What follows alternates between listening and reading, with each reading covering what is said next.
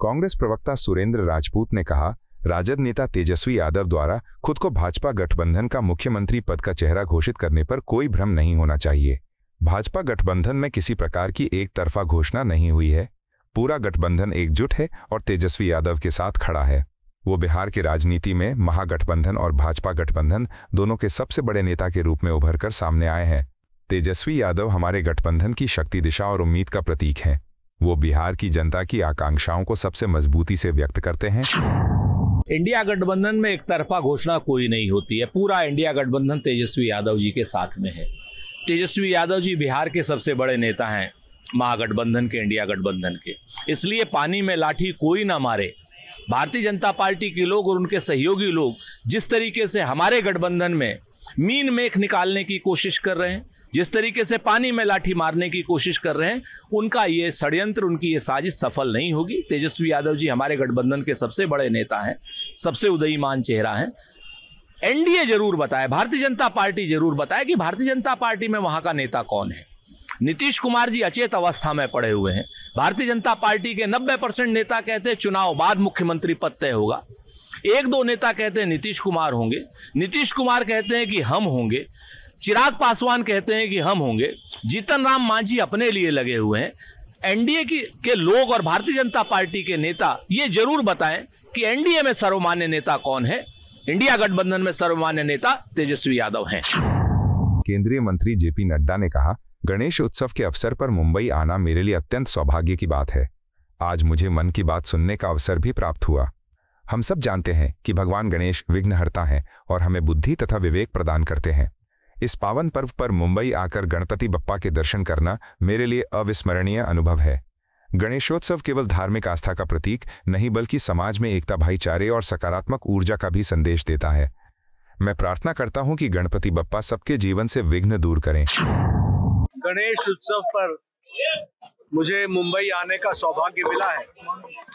आज मन की बात सुनने का भी हमको सौभाग्य मिला है। गणेश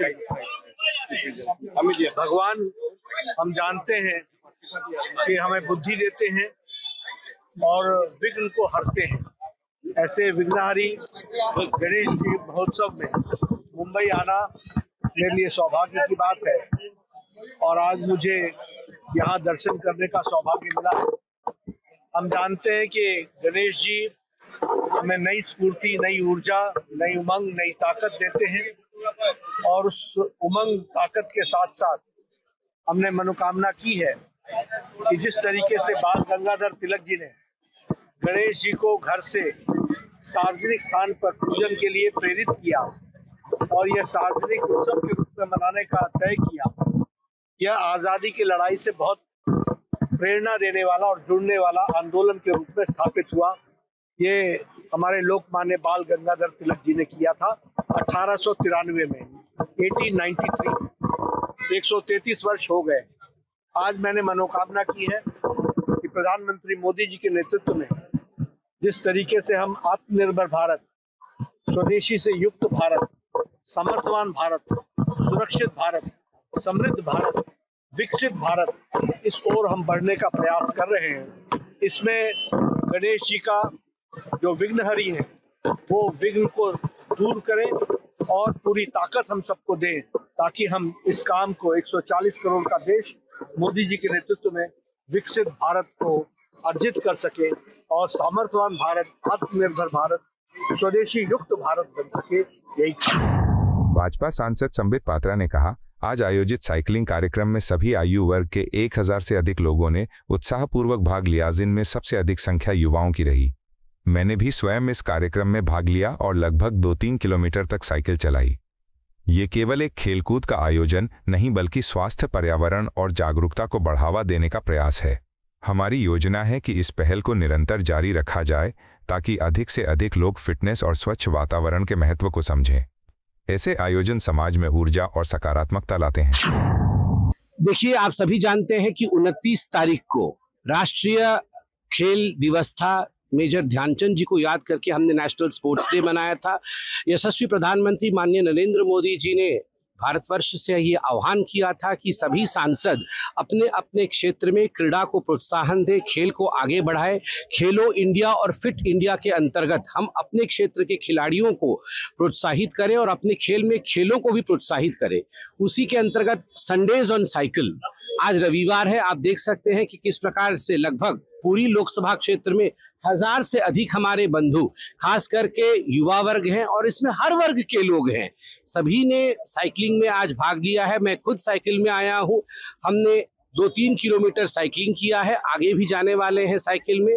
हमारे साथ पूरी के प्रशासनिक अधिकारी, चाहे वो स्पोर्ट्स के हों, चाहे वो कलेक्टर हों, सभी की उपस्थिति यहाँ रही है। एक बहुत अच्छा माहौल बना है और सभी के मन में प्रधानमंत्री जी के प्रति एक आदर का भाव है कि हम उनके बात को मानेंगे और हम सब फिट रहेंगे, भारतवर्ष को आगे बढ़ाएंगे। और सांसद खेल प्रतियोगिता, उसका भी एक तरह से ये आगाज है। माननीय प्रधानमंत्री जी ने सभी सांसदों को कहा है कि अपने क्षेत्र में खेल प्रतियोगिता करें और खेलों को आगे बढ़ाएं। आज हमने भी साइकिलिंग करके यह आगाज किया है कि आइए हम खेलों के माध्यम से और फिटनेस के माध्यम से भारतवर्ष को एक विकसित भारत की ओर ले चलें। केंद्रीय मंत्री गिरिराज सिंह ने कहा, टीएमसी सांसद महुआ मोइत्रा द्वारा केंद्रीय गृह मंत्री अमित शाह पर दिया गया बयान निंदनीय और भयानक है। ये केवल राजनीतिक मर्यादा का हनन नहीं, बल्कि लोकतांत्रिक मूल्यों का भी अपमान है। ऐसे बयान से उनकी सोच और मानसिकता उजागर होती है। ममता बनर्जी को इसके लिए देश से माफी मांगनी चाहिए, क्योंकि उनकी पार्टी के नेता लगातार इस तरह की बयानबाजी करते हैं। लेकिन ममता बनर्जी ऐसा क्यों करेंगी? वो खुद भी गलत और मूर्खतापूर्ण राजनीति का रास्ता अपनाती रही हैं। जनता ऐसे बयानों को कभी स्वीकार नहीं करेगी। देखिए, ममता बनर्जी की पार्टी, दुर्भाग्य है, इतना घटिया बयान देने के बाद भी ममता बनर्जी को माफी मांगना चाहिए। लेकिन मांगे क्यों? वो तो खुद ही मुर्कटवा पार्टी है। जब चुनाव उनके खिलाफ कोई जीत जाता है, उसको लटका देते हैं। लेकिन गलतफहमी में न रहें। हमारे गांव की कहावत है, सबसे ठट्ठा, सबसे मजाक, लेकिन अपने, अब अगला शब्द नहीं कहूंगा, उससे मजाक नहीं करना चाहिए। केंद्रीय मंत्री मनसुख मंडाविया ने कहा, राष्ट्रीय खेल दिवस के अवसर पर देश भर में 3 दिवसीय राष्ट्रीय खेल महोत्सव मनाया जा रहा है। पहले दिन लाखों लोग खेल की भावना को बढ़ावा देने के लिए एक साथ खेल मैदानों में जुटे। दूसरे दिन देश के 200 से अधिक स्थानों पर खेल सम्मेलनों का आयोजन हुआ, जिसमें खिलाड़ियों, विशेषज्ञों और युवाओं ने भाग लिया। आज तीसरे दिन fit India Sundays on cycle कार्यक्रम के अंतर्गत पूरे देश में 10,000 से अधिक स्थानों पर साइकिल राइड आयोजित की जा रही है। यह पहल फिटनेस, स्वास्थ्य और खेल भावना को प्रोत्साहित करेगी। राष्ट्रीय खेल दिन के उपलक्ष्य में 3 दिन तक राष्ट्रीय खेल उत्सव मनाया गया। पहले दिन देश के लाखों लोग 1 घंटे के लिए खेल के मैदान में आए और देश को खेलने का संदेश दिया।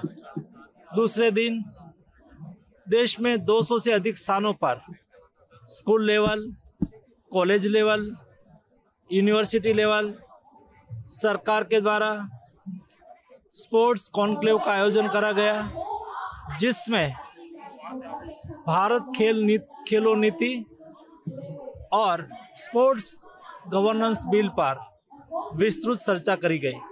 और आज तीसरे दिन देश में 10,000 से अधिक स्थानों पर संडे ऑन साइकिल का कार्यक्रम करा गया। संडे ऑन साइकिल यानी कि साइकिलिंग, ये हमें धरती से जोड़ती है। साइकिलिंग आत्मनिर्भर भारत का संदेश देती है, क्योंकि जब आप साइकिलिंग करते हैं तो ना चाहिए पेट्रोल, ना चाहिए डीजल, ना इंपोर्ट करना पड़ेगा पेट्रोलियम। ये हमारी धरती की महक उसमें दिखती है। हमारा पसीना, हमारा हर एक पेडल हम सबको फिट रखता है और फिट इंडिया का संदेश भी देता है। तो चलो हम सब देश के नागरिक हर दिन रोजमर्रा काम में भी साइकिल का उपयोग करें और मोदी जी के फिट इंडिया के मंत्र के साथ जुड़े। कांग्रेस नेता उदित राज ने कहा, प्रधानमंत्री मोदी की चीनी राष्ट्रपति शी जिनपिंग के साथ अहमदाबाद में बड़ी बैठक हुई थी, लेकिन देखते हैं इसका ठोस नतीजा क्या निकलता है। प्रधानमंत्री मोदी पिछले 11 सालों से दुनिया घूम रहे हैं और खुद के लिए पुरस्कार मांगते रहे हैं, लेकिन दुर्भाग्य से देश को कोई अंतर्राष्ट्रीय सम्मान नहीं मिला। पुलवामा हमले के समय भी कोई हमारे साथ नहीं खड़ा हुआ। भारत और चीन दोनों सभ्य राष्ट्र हैं और हमारे बीच सौहार्दपूर्ण संबंध होने चाहिए, लेकिन ये तभी संभव है जब कूटनीति राष्ट्रहित को प्राथमिकता दें कि व्यक्तिगत छवि निर्माण को। अब इससे ज्यादा महत्वपूर्ण मीटिंग तो गुजरात में हुई थी, जब मोदी जी ने कहा कि चाइना $500 बिलियन इन्वेस्ट करेगा। अब आउटकम क्या निकल के आता है देखना पड़ेगा। 11 साल से तो घूम ही रहे हैं कि सारे हर जगह इनाम इनको खुद को मिलता है और देश को कोई इनाम नहीं मिलता। और भारत पाक का जब युद्ध हुआ तो पता लगा कि कोई देश हमारे साथ था ही नहीं। अब क्या उस समय टिकटॉक वगैरह सब बैन कर दिया।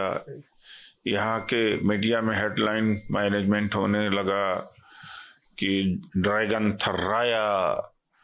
ये सब बकवास तो पहले किया गया है, उसका रिएक्शन हुआ चाइना में। ये अक्सर मीडिया में हेडलाइन होता था ड्रैगन थर्रा रहा। गलवान के बाद में कोई बात हुई नहीं है। अब चाइना इंडिया का सिविलाइजेशन साथ साथ हुआ है और पड़ोसी देश है, हमारे रिश्ते अच्छे होने ही चाहिए। अभी जैसे कहा कि 10 ट्रिलियन येन जापान इन्वेस्ट करने जा रहा है, ऐसे तो हवाई किला बनाते रहते हैं, लेकिन हो तब तो आज हालत यह है कि जो हमारे यहाँ अमीर बनते चले जा रहे हैं सब दुबई, सिंगापुर और दूसरे देश में भागते चले जा रहे हैं। माहौल खराब है। अब माहौल इतना खराब है कि चीन अगर चाहे भी तो मुश्किल है कि उनका इन्वेस्टमेंट बढ़े यहाँ पर। मुख्यमंत्री रेखा गुप्ता ने ओणम समारोह में शामिल होकर कहा, ओणम केवल केरल का नहीं बल्कि पूरे भारत और दुनिया भर में बसे मलयाली समुदाय का पर्व है। ये त्योहार एकता, समृद्धि और सांस्कृतिक धरोहर का प्रतीक है। ओणम हमें ये सिखाता है कि विविधताओं में भी सौहार्द और भाईचारा कैसे पनप सकता है। चाहे केरल हो या भारत का कोई अन्य राज्य, मलयाली समुदाय जहां भी है वहां ओणम का उल्लास दिखाई देता है।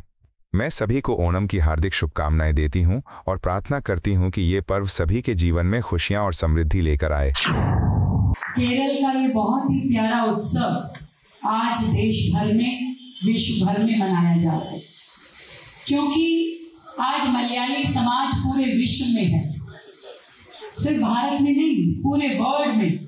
मुझे कई बार ऐसा लगता है कि अगर चांद पे भी खोजोगे तो मलयाली समाज का कोई ना कोई जरूर मिलेगा। और सबसे अच्छी क्वालिटी जो हमारे लोगों की है, they are very soft spoken, very helpful, very courageous and devoted to nation. आप सब देश को आगे बढ़ाने में काम करते हैं। आज कोई ऐसा ऑफिस, कोई ऐसा डिपार्टमेंट नहीं होगा जहां मलयाली समाज के लोग ना हों। दिल्ली में भी मैं मलयाली समाज मयूर विहार मंदिर में गई। बहुत ही सुंदर मंदिर, जहां दर्शन करके मुझे इतना अच्छा लगा कि मुझे साक्षात प्रभु के दर्शन हुए। आपने दिल्ली को इतना अपनी कल्चर से, अपनी हेरिटेज से इतना अमीर कर रखा है। Rich, Delhi is rich by your cultural heritage. और पूरी दिल्ली में I think 10 lakh of Malayali people are there. Their families working for Delhi's development. I really wish you good luck to all of you. We are family. हम लोग मिल करके दिल्ली को अच्छा बनाने के लिए काम करेंगे और दिल्ली ग्रो करेगी तो हम सब ग्रो करेंगे। रालोद नेता मलूक नागर ने कहा, 7 साल के अंतराल के बाद प्रधानमंत्री नरेंद्र मोदी की 2 दिवसीय चीन यात्रा ऐतिहासिक महत्व रखती है।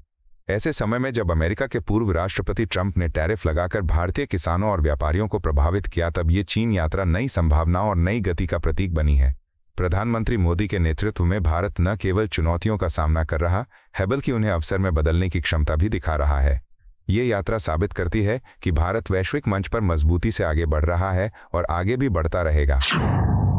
आज के माहौल में, और ये कह सकते हैं कि प्राकृतिक आपदा जो टैरिफ के रूप में पूरे वर्ल्ड में आज चल रही है और ज्यादातर देश इसके डेंटेड हो गए हैं, तो पूरे वर्ल्ड की सिचुएशन, परिस्थितियां, परिवेश, तालमेल, दोस्ती उथल पुथल हो रही है।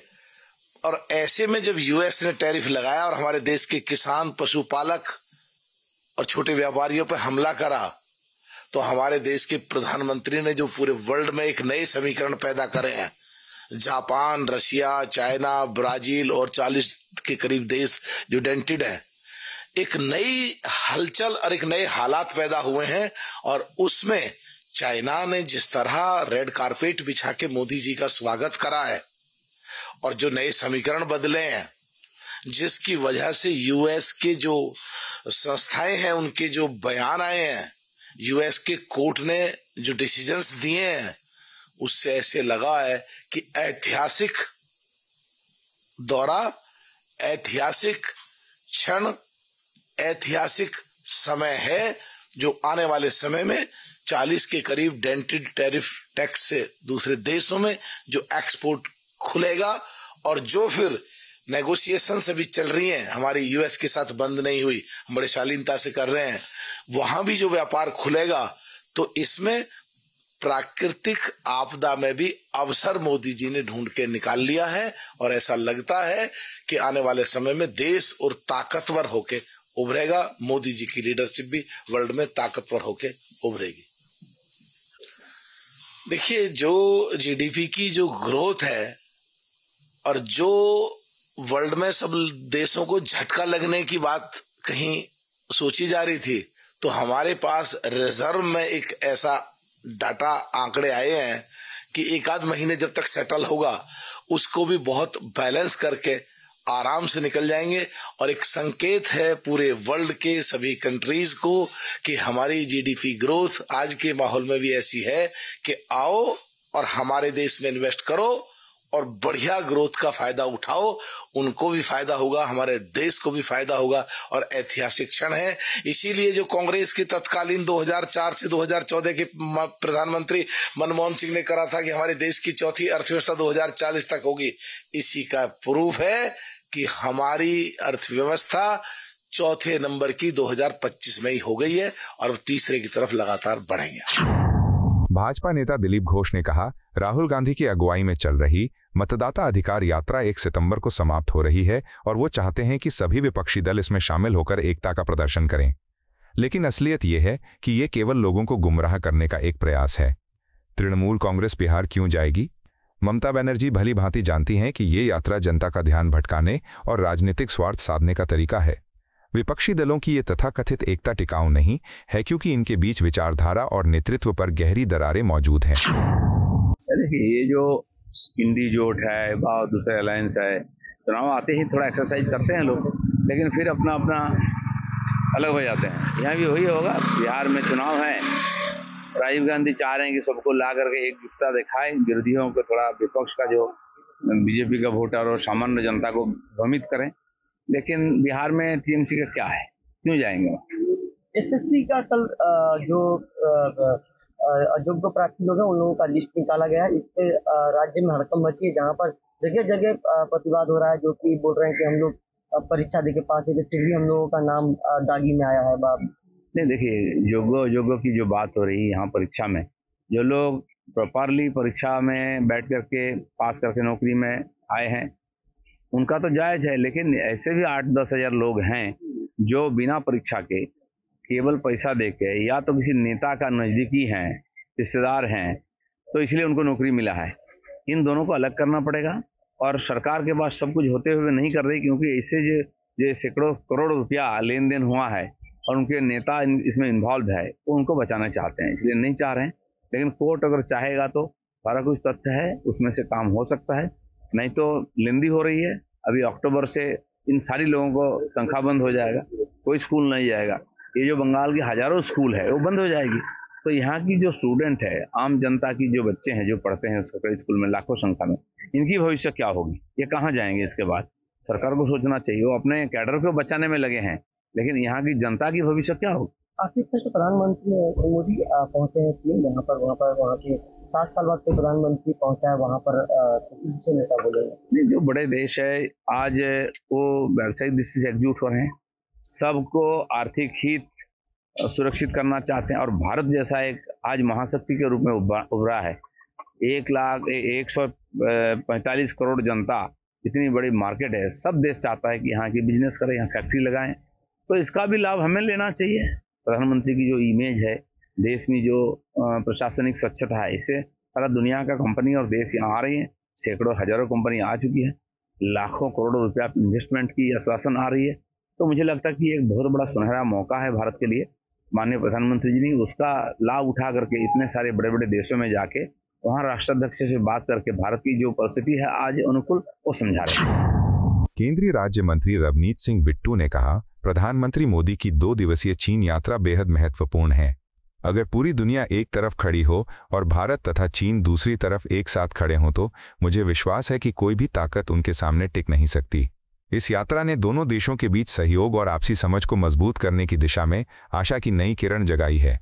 प्रधानमंत्री मोदी ने हमेशा भारत की भलाई और प्रगति को प्राथमिकता दी है और मुझे यकीन है कि इस बार भी वे देश के हित में कोई कसर नहीं छोड़ेंगे। देखो, प्रधानमंत्री जी बहुत एक रेड कारपेट वेलकम चाइना ने किया है और जापान से भी बहुत अच्छा उनका ये टूर रहा है। और चाइना में आप देखना यार, बाकी दुनिया एक तरफ, चाइना और भारत एक तरफ अगर हो जाएं तो कोई चीज सामने नहीं मैं समझता आ सकता हूं।